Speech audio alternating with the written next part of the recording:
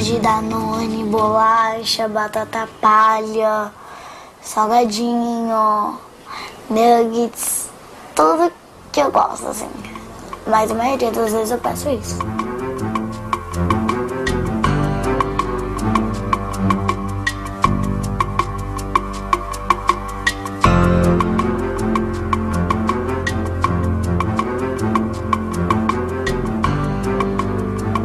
E daí? Foi no McDonald's por quê? Você gosta do que lá dentro? Ah, sei lá, um M amarelo mó legal, sei lá. Você sabe o nome desse daqui? Eu esqueci. Não sei. Eu acho que é pepino. Também não sei. Esse eu também esqueci. Esse daqui, você sabe?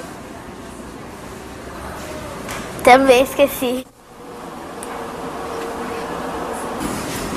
Esse é mandioquinha. E essa daqui? Não sei. Também não sei.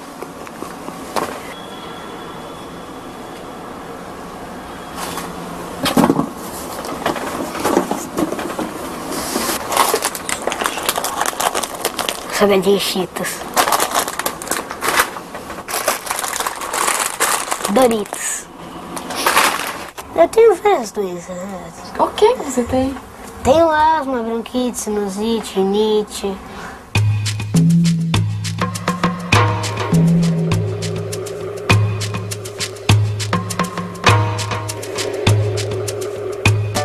É gulosas e é do Shrek.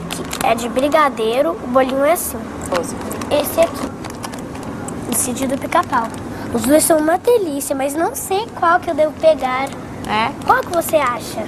Não, por que você escolheu esse? Porque é de brigadeiro e eu gosto. Esse desenho aqui, tá aqui por causa dos adultos ou por causa das crianças? Por causa das crianças. As crianças, elas gostam de doce e gostam de desenhos também. Que é pra alegrar as crianças aqui com o desenho. Às vezes a gente vai no mercado, ela nem pegou aquele. Mãe, pega esse aqui que é do Shrek, que eu quero, que é do Shrek. Mãe, pega esse daqui que é da Barbie. Mãe, pega esse daqui. Não é, a gente não fala, não é porque você gosta, você não vai comer o personagem, você não vai comer a propaganda, né? Que nós comemos sal e açúcar dentro dos alimentos processados sem perceber. Não só porque a gente não lê os rótulos quando diz que tem glicose, sacarose, mas até porque existem alguns açúcares que vêm escondidos com outros nomes e as pessoas não sabem que é açúcar. Isso aqui? Danone. Vocês conhecem?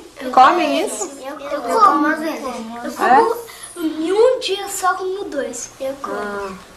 Eu como 3. O que você mais gosta de tomar? Refrigerante. Se a criança ingerir uma latinha de refrigerante por dia, ela estará ingerindo 37 gramas de açúcar. Uma latinha de refrigerante por dia, durante uma semana, ela estará ingerindo aproximadamente 160 gramas de açúcar. Se ela ingerir uma latinha de refrigerante por dia durante um mês, ela estará ingerindo 1 kg 140 gramas de açúcar.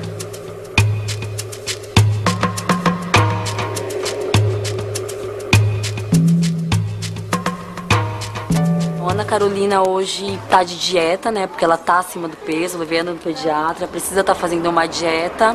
E por mais que a gente diga não, às vezes eu falo, ó, vou deixar aqui, a mãe vai deixar aqui, mas esse pacote de bolacha tem que durar uma semana. Só que no mesmo dia o pacote de bolacha não tá mais lá. Ela fica brava, fala que ninguém gosta dela, ou então outra hora ela fala que, mãe, eu sou criança, eu tenho que comer. Se a criança consumir um pacote de bolacha por dia, ela estará ingerindo 36 gramas de óleo e 60 gramas de açúcar. Se ela consumir um pacote de bolacha por dia durante uma semana, ela estará consumindo 420 gramas de açúcar e 250 gramas de óleo. E se espremer a fruta, fica gostoso? Não, eu acho que fica. Você prefere da caixinha? É? Por quê? Porque nunca experimentei da fruta. O consumo de alimentos industrializados, sem a necessária informação por parte dos pais para fazer escolhas adequadas, junto com o processo de divulgação, de propaganda das indústrias que estimulam o o consumo excessivo de alimentos que são saborosos, mas não são nutritivos, né? Isso tudo associado com o sedentarismo, isso leva à obesidade infanto-juvenil. Mas para eu vender, eu preciso fazer qualquer coisa, eu preciso desrespeitar a criança, eu preciso colocar, por exemplo, efeitos especiais que essa criança não vai entender, então, claramente uma propaganda enganosa.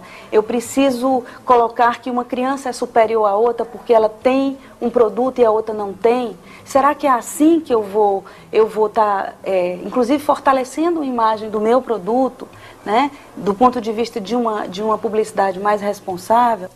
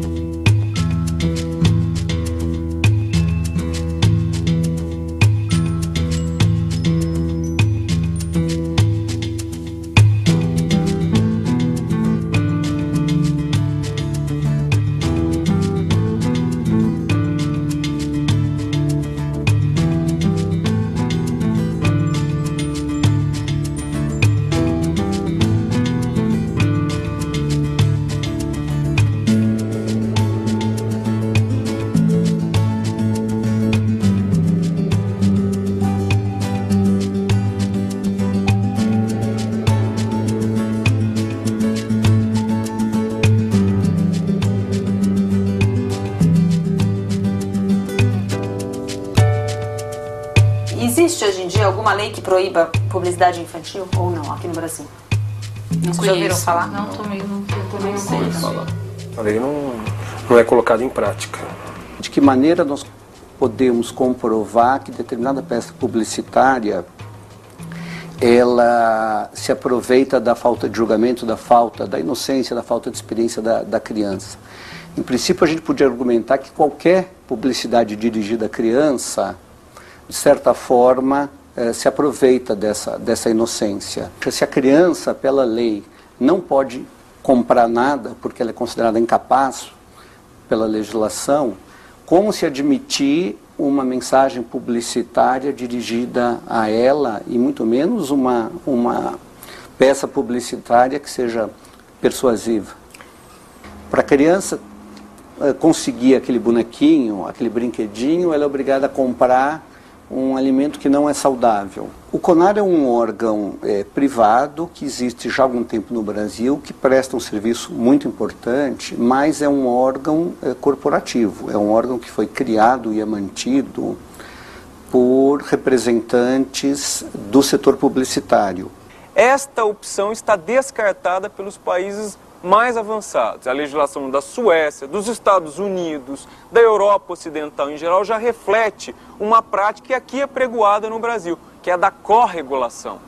É necessário que Estado e mercado se comuniquem, regulando essa associação difícil entre audiovisual, a liberdade de expressão comercial e proteção à criança. Muitas vezes o dano já é feito e quando o CONAR determina que aquela peça saia do ar, a campanha já terminou e nós temos aí uma impunidade, muitas vezes, no caso de uma publicidade que causou algum prejuízo para a sociedade. Dispor que uma campanha vai sair do ar daqui 4 semanas é mais ou menos dizer, fique tranquilo, no momento que ela iria sair do ar, ela vai sair do ar mesmo, não é? E nós, nesse momento, diremos para que ela se retire. Durante o regime militar, foram criados tribunais militares para julgar os militares. E isso era considerado um tribunal de exceção, um privilégio. E, de certa forma, o que o CONAR propõe hoje é isso. Quer dizer, eu quero vender uma coisa para a criança e não me preocupo absolutamente em saber, por um lado, se isso realmente corresponde a um desejo legítimo dessa criança e, menos ainda, me pergunto se isso leva, digamos, pode interferir no desenvolvimento harmônico da criança. Acho que falta uma consciência mais forte, mais efetiva por parte da sociedade, dos formadores de opinião e, por outro lado, haverá sempre uma resistência daqueles setores econômicos que se sentem atingidos por esse tipo de iniciativa e que trabalham de uma maneira muito firme para impedir o avanço de todas as propostas que procuram disciplinar ou mesmo proibir a publicidade dirigida às crianças. Proponha o fim da publicidade para pessoas com mais de 50 anos, para você ver como o sistema absorve. E por quê? Porque pessoas com mais de 50 anos já estão absolutamente aculturadas para fazer o que elas têm que fazer. Agora, abrir mão da criança... O discurso da publicidade, ele é um discurso comercial, ele não pode gozar da mesma proteção de um discurso político, de um discurso religioso, de um discurso científico. Então, a criança não pode ser considerada pela propaganda um adulto ou um adulto em miniatura. O empresário, publicitário, se vale da inexperiência da criança para transformá-la num produtor ou promotor de seus produtos dentro de casa, ele não só fere princípios claros, regras específicas do direito, mas também viola limites éticos e morais fixados pela nossa sociedade. Não se quer a utilização e a manipulação da criança para nada, para nenhum efeito. Por isso que nós defendemos que a criança deve brincar.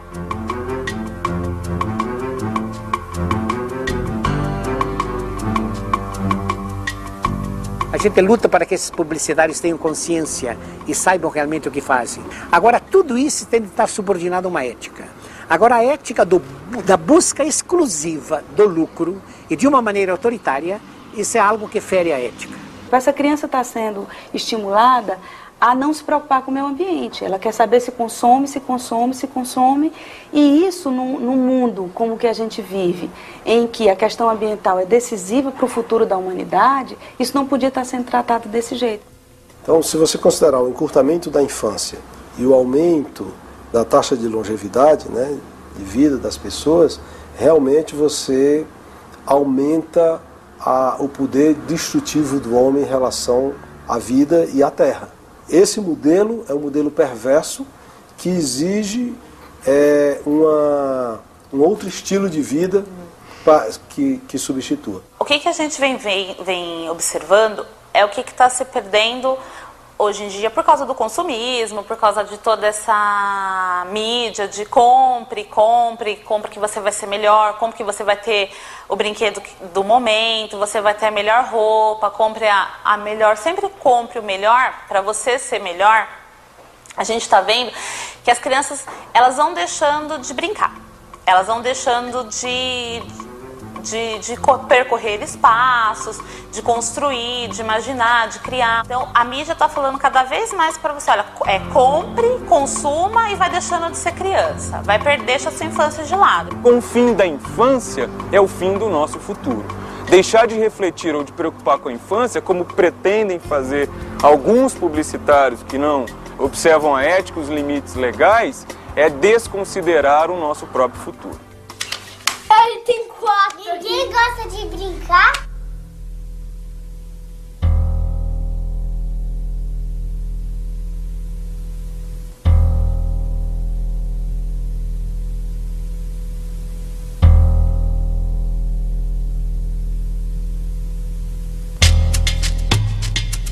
Existem comerciais, por exemplo, na televisão hoje de cerveja que tem mulheres com roupas bastante sensuais, mostrando bastante parte do corpo, sempre com corpos muito bonitos, e os homens sempre sendo servidos por elas, quer dizer, a mulher no papel de objeto sexual apenas. Então, as crianças estão aprendendo o que com isso? Estão olhando aquilo, bom, mulher tem esse papel na sociedade, ela tem que ser bonita, gostosa, e a gente tem que seduzir os homens, ponto. É essa a imagem. E o homem, o menino que está vendo isso também, ele já aprende que esse é o papel da mulher e que esse é o papel dele.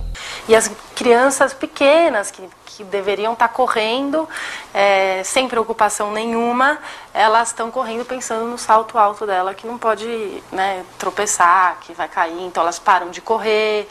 Eu lembro de uma criança que eu acompanhei direitinho, ela com 1 ano de idade, ela girava e o cabelo todo bagunçado, né? Passou 6 meses, não é que foi uma coisa do desenvolvimento dela. Passaram-se 6 meses, ela entrou mais em contato com um filme que ela ganhou, ela não podia mais girar, porque o cabelo não podia mais mais entrar no rosto dela. Isso foi uma característica dela durante mais 2 anos. Ela foi uma criança assim, que tinha que ser a princesa. Curso de maquiagem. Você tem maquiagem na sua casa? Muita. Maquiagem. Eu sempre tenho que carregar um batom e uma base, um lápis de olho. Sempre. Ai, quando assim, principalmente quando eu vou sair. Quando eu tô em casa eu também me maqueio, passo batom. Eu não gosto muito de passar sombra, assim. Aí eu passo assim, batom. Todos os dias, toda hora, na escola, pra ir pro shopping. Porque tem vezes que eu percebo que eu gosto muito de batom, essas coisas de cabelo, creme de cabelo, perfume, essas coisas eu gosto muito. E por que você acha que você quer tratar do cabelo, passar maquiagem, fazer a unha?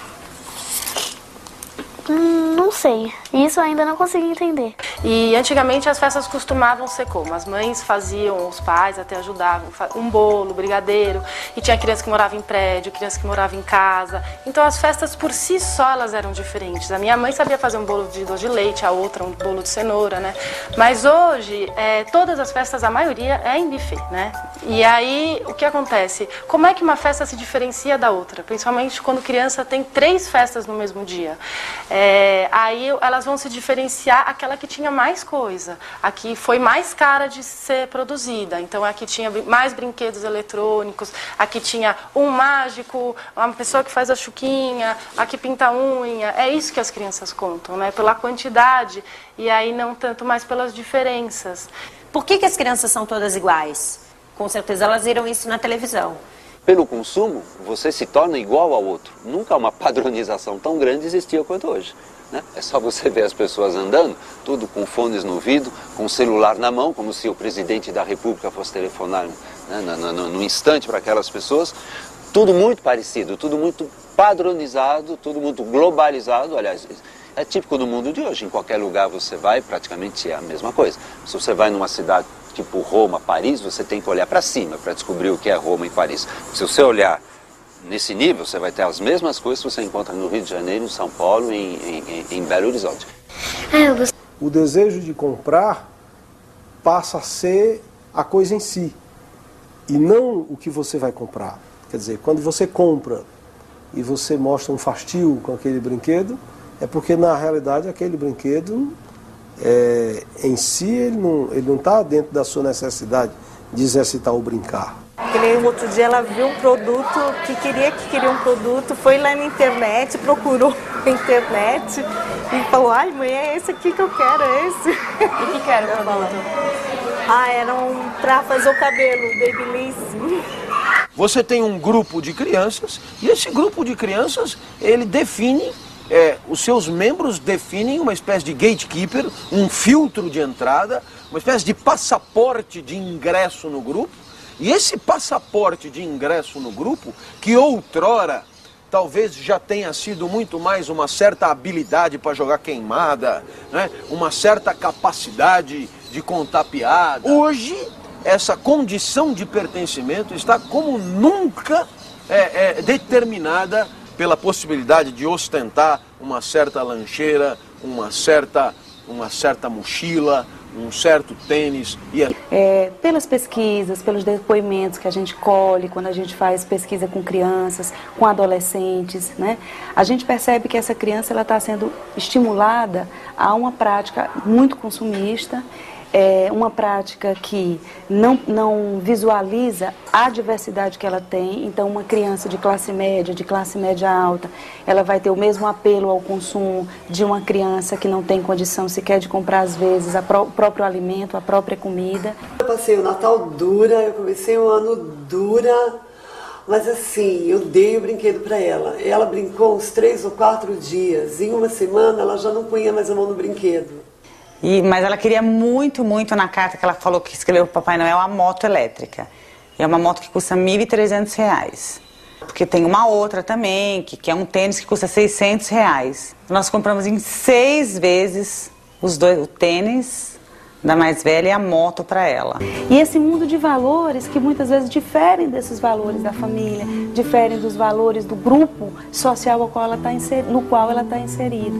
Então isso causa também muito sofrimento para essa criança, porque ela tem um grupo, ela tem um estímulo a determinado tipo de comportamento que muitas vezes a condição social dela não permite que ela acompanhe, ou mesmo que ela permita. Então você tem aquele ciclo de uma criança que se volta inteiramente para o consumo, e ela consome, e ela está naquele circuito atrás de algo que os objetos não vão dar.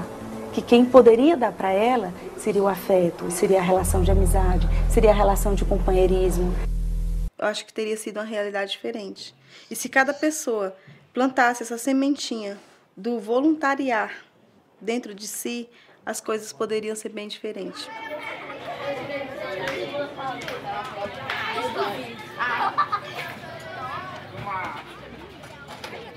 Meu nome é Ives Santana, eu sou ator e interpretei um menino de rua para que não aparecesse nenhuma criança nessa situação tão triste nesse documentário.